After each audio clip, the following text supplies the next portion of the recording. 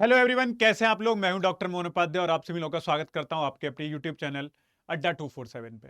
ठीक है सर, से जैसा आप सभी लोगों को अवगत अब तक कराया जा चुका है कि एस्टेट का नोटिफिकेशन आ चुका है और उसके बाद बीपीएससी टीआरई 4.0 की भर्तियां भी होने वाली हैं। तो भैया, जितने भी बिहार की जनता एस्टेट के एग्जाम की तैयारी कर रही है और स्पेशली ज्योग्राफी सब्जेक्ट की अगर तैयारी कर रही है तो मेरे साथ जुड़ जाइए। मैं आपका अपना मोहन भैया आपका एस्टेट भी क्लियर करवाऊंगा और आपका टीआरई 4.0 भी निकलवाऊंगा। लेकिन आज की क्लास में मेरे भाई, मेरे दोस्तों, मेरे साथियों, मैं आपके साथ क्या डिस्कस करने आया हूं, जो क्लास 11 12 का जो सिलेबस होने वाला है आपके लिए उच्च माध्यमिक स्तर पर, उसका सिलेबस मैं आपके साथ डिस्कस करने आया हूं। ठीक है, बात समझ में आ रही है।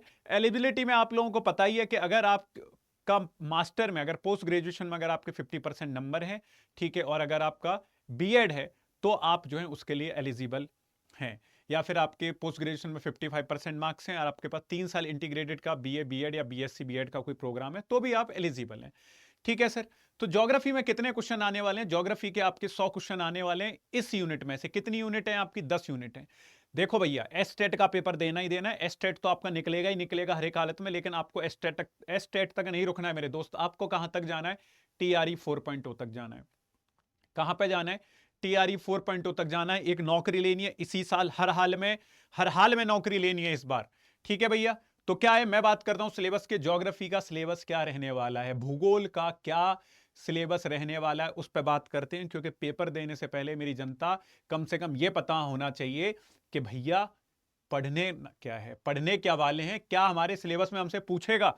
तो आपके सिलेबस में 10 यूनिट है अप्रोक्स। पहली यूनिट है फिजिकल ज्योग्राफी की। किसकी है?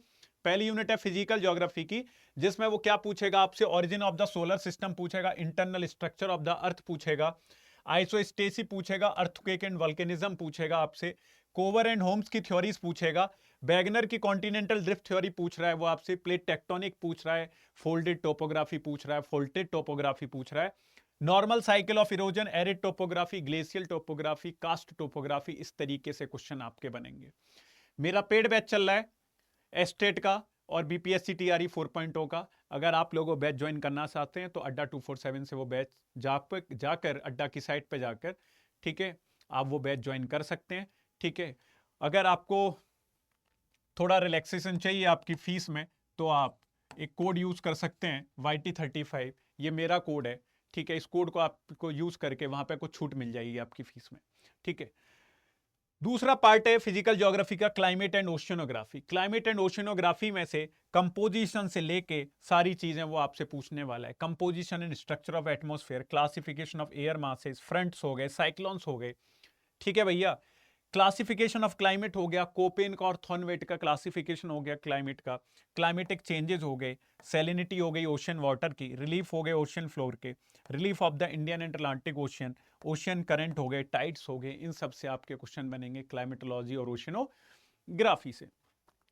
इसी तरीके से यूनिट 2 में रिसोर्स एंड इकोनॉमिक ज्योग्राफी की जब हम लोग बात करेंगे तो रिसोर्स एंड इकोनॉमिक ज्योग्राफी में सारे के सारे, ठीक है, फिशरीज ऑफ द वर्ल्ड हो गया, जैसे coal in USA and China हो गया, पेट्रोलियम इन मिडिल ईस्ट हो गया, iron ore in Russia and Australia हो गया, किसकी माइंस कहां पे है, किसका प्रोडक्शन कौन कर रहा है सबसे ज्यादा।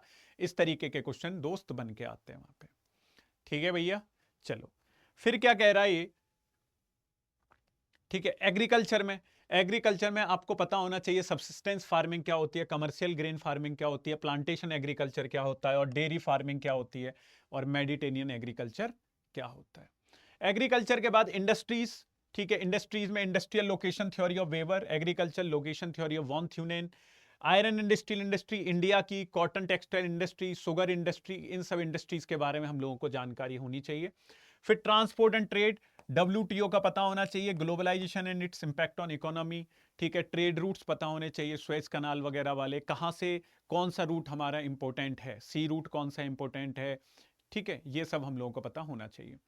चलिए जनता, फिर है ह्यूमन ज्योग्राफी। ह्यूमन ज्योग्राफी तो भैया बहुत इंपॉर्टेंट पार्ट रहता है आपका किसी भी पेपर में। जब आप बैठते हो तो ह्यूमन ज्योग्राफी आपका एक बहुत क्रूशियल रोल प्ले करता है, ह्यूमन ज्योग्राफी। ठीक है, ह्यूमन ज्योग्राफी में जैसे आपको क्रिस्टलर की सेंट्रल प्लेस थ्योरी हो गई, ग्रोथ पल थ्योरी हो गई, अर्बनाइजेशन रिलेटेड प्रॉब्लम्स हो गई, थ्योरीज ऑफ डेमोग्राफिक ट्रांजिशन हो गया, growth and distribution of population हो गया। ये आपके मेन पॉइंट रहेंगे इसमें। ज्योग्राफिकल थॉट में, ठीक है, ज्योग्राफिकल थॉट में इरोटोस्थेनीज का कंट्रीब्यूशन पूछ रहा है, टालमी का पूछ रहा है, मतलब कुल मिला के जितने भी ग्रीक स्कॉलर हुए हैं, रोमन स्कॉलर हुए हैं, चाइनीज स्कॉलर हुए हैं, इंडियन स्कॉलर हुए हैं, ठीक है, उन सब का आपसे क्या जर्मन स्कॉलर हुए हैं, उन सब का आपसे क्या पूछा जाएगा सर, ठीक है, उन सब का कंट्रीब्यूशन पूछा जाएगा कि किसका किस फील्ड में कंट्रीब्यूशन है। हमबोल्ट हो गया, रिटर हो गया, वेरेनियस हो गया, कांट हो गया, ठीक है, बहुत सारे ऐसे लोग हैं, हेरोडोटस हो गया, टॉलमी हो गया, स्ट्राबो हो गया, इन सब लोगों का आपसे कंट्रीब्यूशन पूछा जाएगा कि इन लोगों ने ज्योग्राफी में क्या कंट्रीब्यूशन दिया है। ठीक है सर।